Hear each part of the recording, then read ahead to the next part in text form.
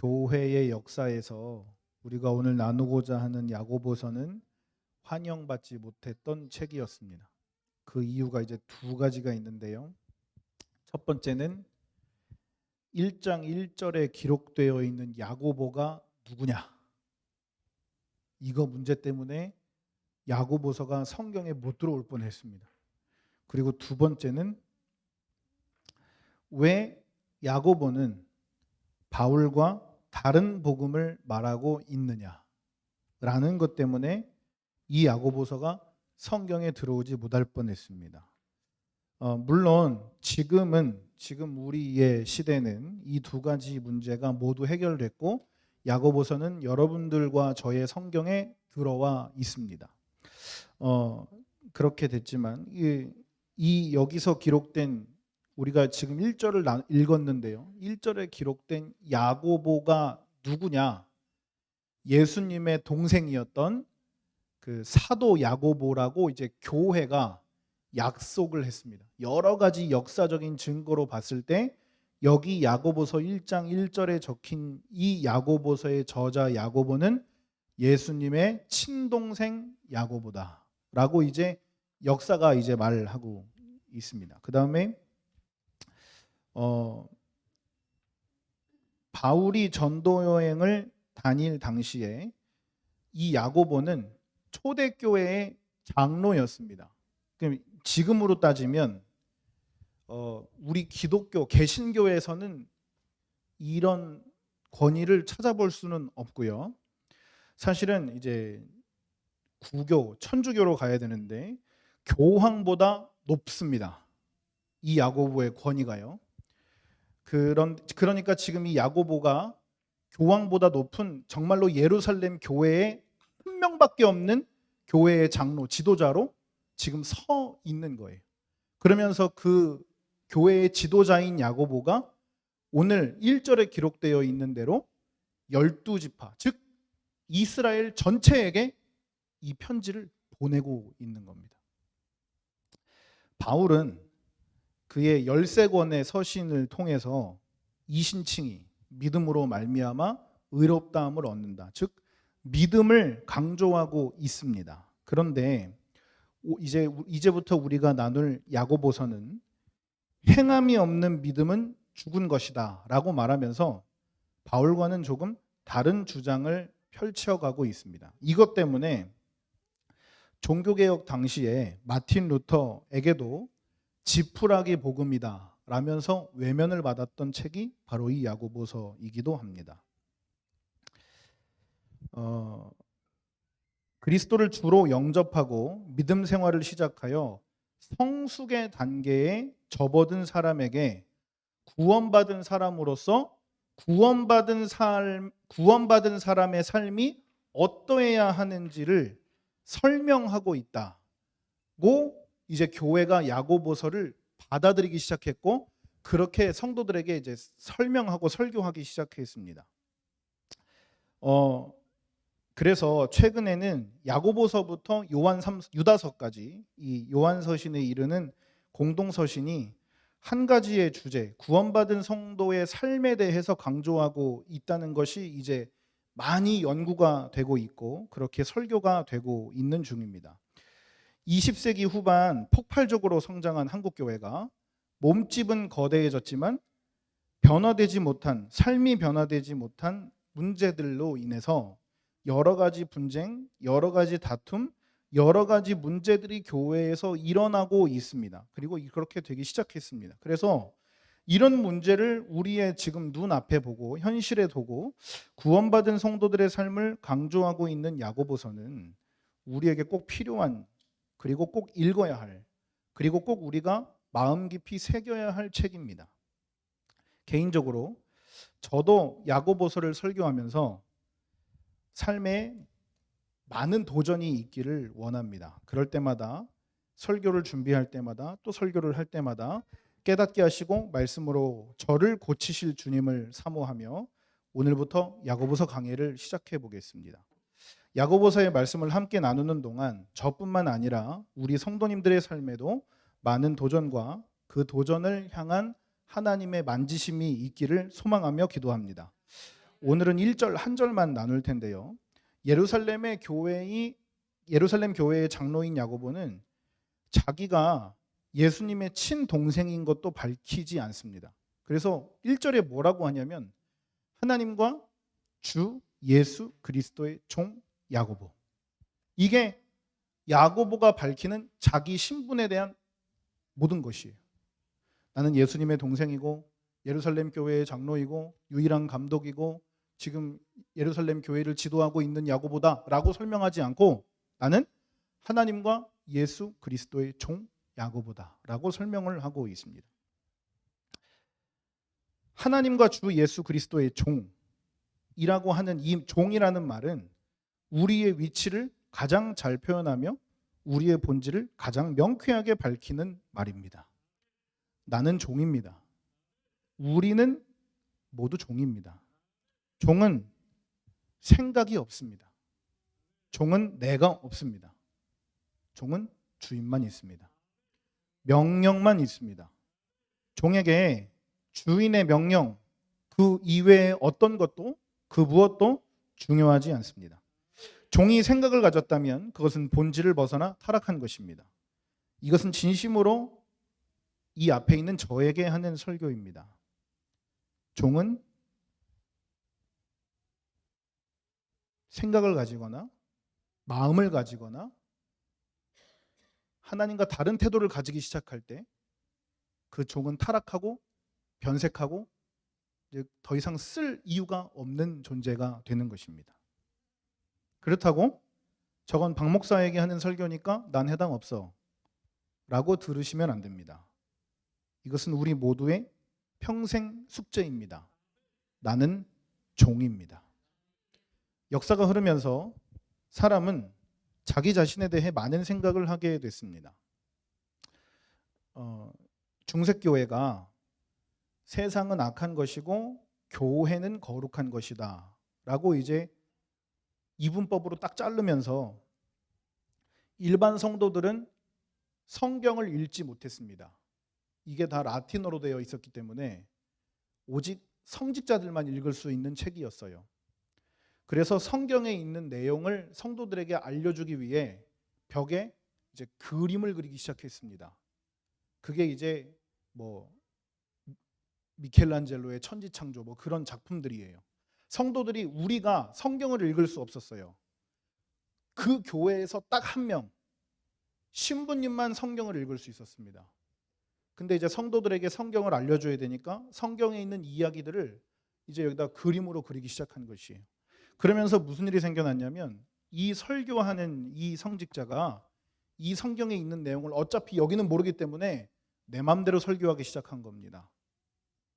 그래서 교회가 면죄부를 팔고 죄를 사하려면 헌금을 내고 이 면죄부를 사가야 된다. 그러면서 그 면죄부를 통해서 십자군 전쟁을 일으킵니다. 그리고 교회가 완벽하게 이슬람에게 져버렸습니다. 그리고 그때 교회가 타락했고 때마침 종교개혁자들이 일어나서 우리도 성경을 읽을 수 있다라고 하면서 각처 각곳에서 이 라틴어로 된 성경을 독일어로, 프랑스어로, 영어로, 뭐 스페인어로 번역하기 시작했습니다. 근데 그때 마침 금속활자 개발이 이 종교개혁이랑 딱 맞아떨어지면서 손으로 필사를 해야 됐던 성경이 아니라 이제 성경을 찍어내기 시작한 거예요. 그래서 하루에 몇백 개, 몇천 개가 만들어지기 시작한 겁니다.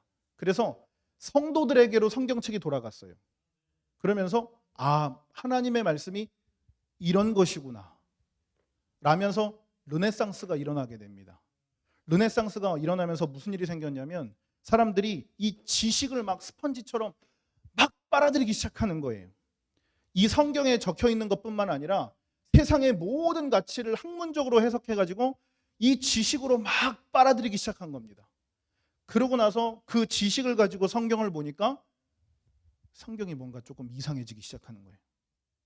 그래서 이 성경 안에서 진짜로 하나님의 말씀인 것과 여기에 더해졌다고 자기들이 생각하는 것들을 갈라내기 시작합니다. 이 더해졌다고 하는 것들이 무엇이냐? 과학과 인간적인 방법으로는 해석되지 않는 사건들. 그것들을 이제 추가로 삽입되었다. 이거는 거짓이다라고 판명하기 시작한 거예요. 그래서 성경을 막 다 찢어버립니다. 이것을 그래서 여기서 창세기에서 이거는 하나님의 말씀이야. 이거는 하나님의 일이 아니야. 이건 가짜야. 이렇게 막 말씀을 다 난도질하기 시작했어요. 그래서 성경뿐만 아니라 많은 책들이 만들어지고 성경이 거짓이라는 수많은 학문들이 일어서기 시작했습니다. 그것을 르네상스라고 합니다. 지식이 최고가 됐습니다. 아는 것이 힘인 사회가 됐습니다. 지식인은 대우를 받고 지식이 없는 사람은 손과 발로 고생을 해야 하는 사회가 오고야 말았습니다. 머리를 쓸 줄 아는 사람은 결제를 하고 머리를 쓸 줄 모르는 사람은 결제한 대로 내 손과 발이 움직여야 되는 사회가 온 것이에요. 자본가와 노동자가 갈리기 시작했습니다. 르네상스는 우리에게 많은 유익을 주었지만 지식이라는 영역 안에 하나님을 가두는 범죄를 짓게 됩니다. 마침내 문자와 과학으로 해석할 수 없는 일은 거짓말이 되었고 성경의 진실과 거짓을 섞어내는 일까지 저지르게 됐습니다. 그때부터 인류는 하나님을 버립니다. 그래서 인류는 하나님 없어도 되는, 자칭 하나님 없어도 되는, 선악을 알게 하는 나무의 과실을 따먹었던 아담과 하와와 똑같은 위치, 그 존재가 되었습니다. 그런 세상에 이 야고보 선지자는 말하고 있습니다. 나는 하나님과 예수 그리스도의 종이다. 나는 예수님의 종이다. 우리에게 정말로 필요한 고백이라고 생각합니다. 우리는 하나님의 종입니다. 예수님의 종입니다. 그런 막 지식이 판을 치는 사회에서 야고보는 지식을 선택하지 않았습니다. 나는 하나님의 종이다.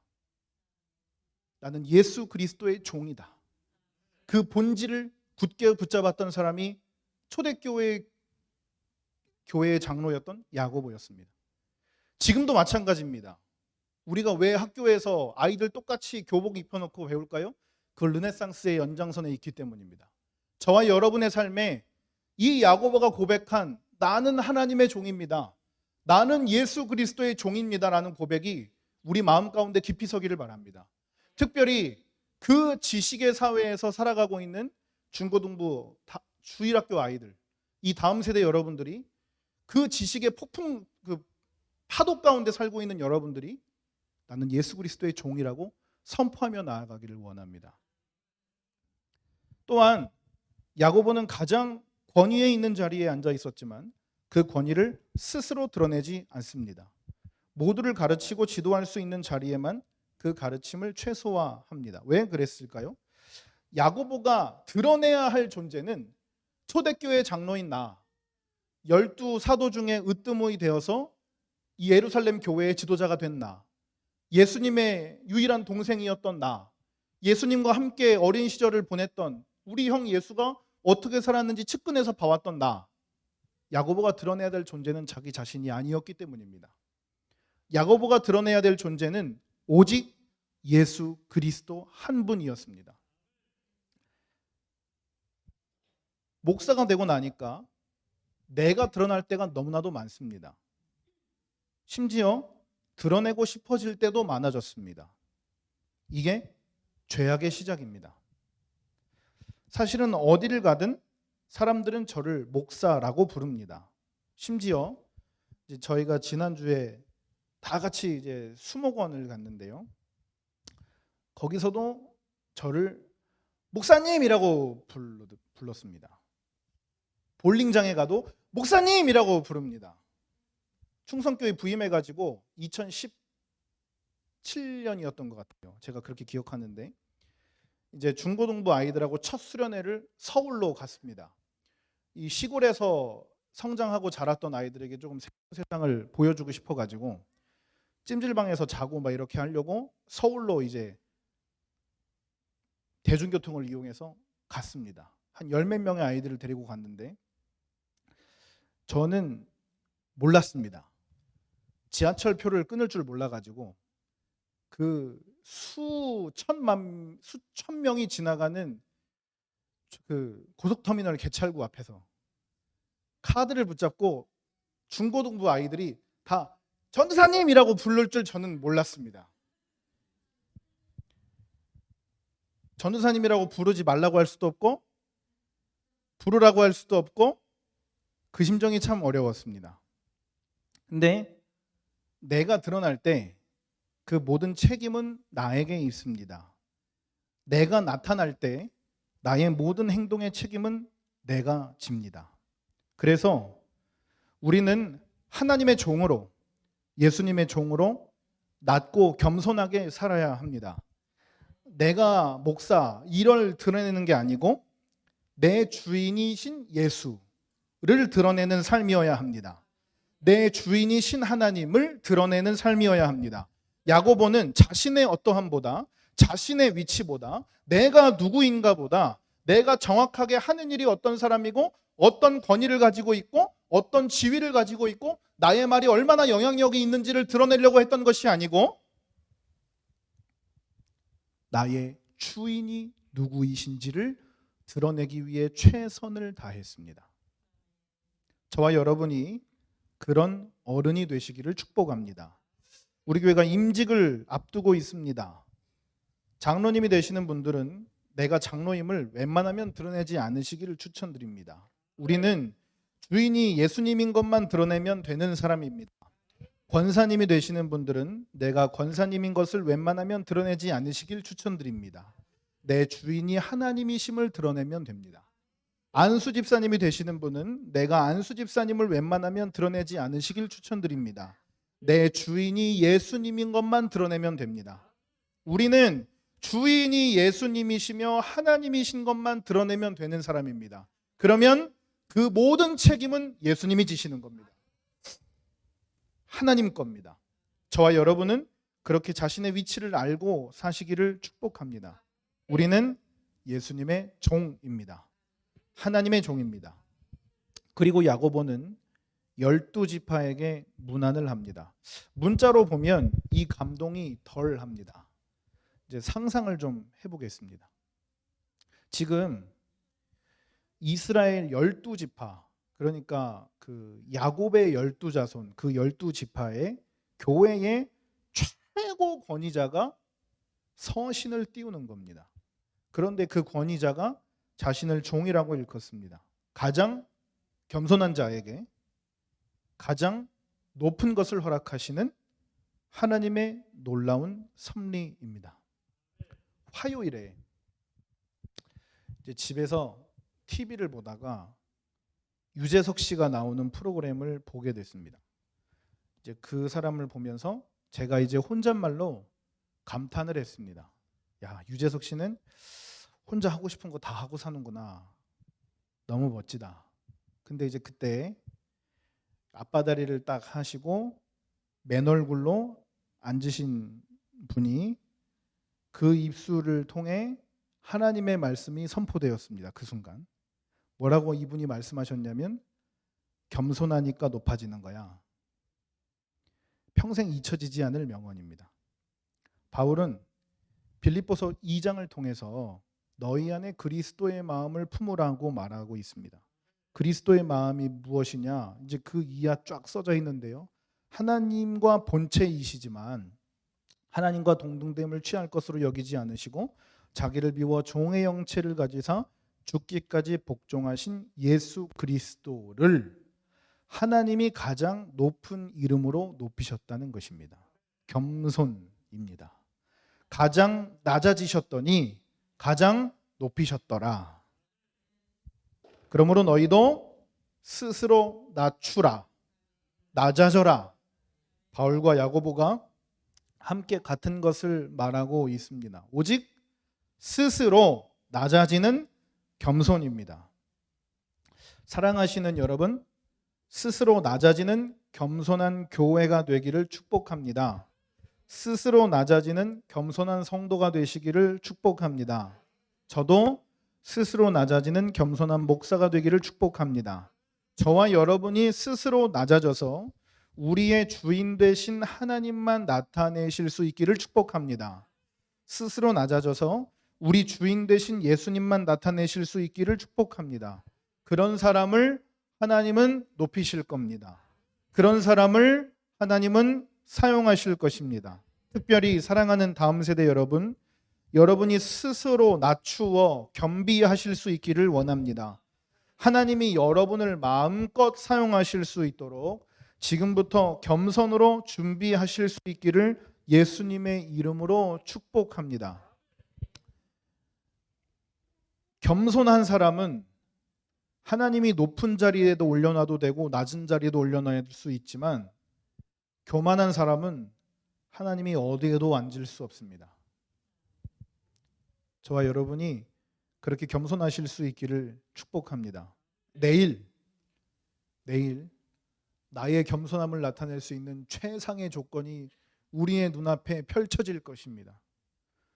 나의 겸손함을 나타낼 수 있는 최상의 조건이 우리의 눈앞에 펼쳐질 것입니다. 오늘 우리가 들은 말씀을 기억하면서 내일 야고보처럼 최상의 겸손을 여러분의 제 눈앞에서 볼 수 있기를 기대합니다. 우리가 서로 겸손해져서 그렇게 한 가지 마음으로 그리스도의 몸된 교회를 함께 세워나갈 수 있기를 축복합니다. 충성교회가 적은 인원이지만 그럼에도 이렇게 큰 행사를 할 수 있게 하신 하나님께 감사합니다. 사실은 100명, 200명 모여도 이런 행사를 못하는 교회들이 많아요. 그런데 우리가 한 마음으로, 한 심령으로, 충성된 마음으로 함께 있기 때문에 이런 큰 행사를 할 수 있을 거라고 믿습니다.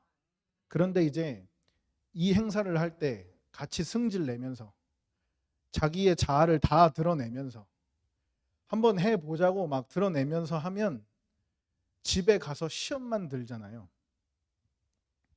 그 집사님은 도대체 왜 그럴까? 라면서 나는 없고 내가 한 기억은 나에겐 없고 그 집사님은 왜 그랬을까? 그 권사님은 도대체 왜 그런 말을 했을까라는 남의 생각만 내 안에 가득하잖아요.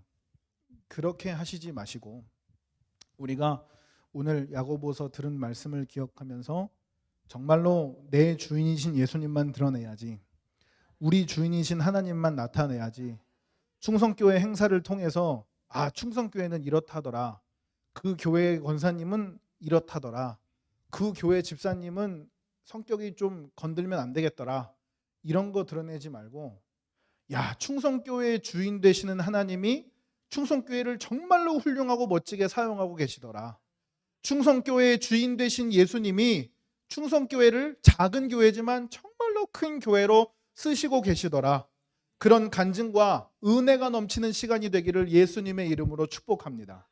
우리 이 시간 다 같이 기도하겠습니다. 기도할 때 하나님, 내가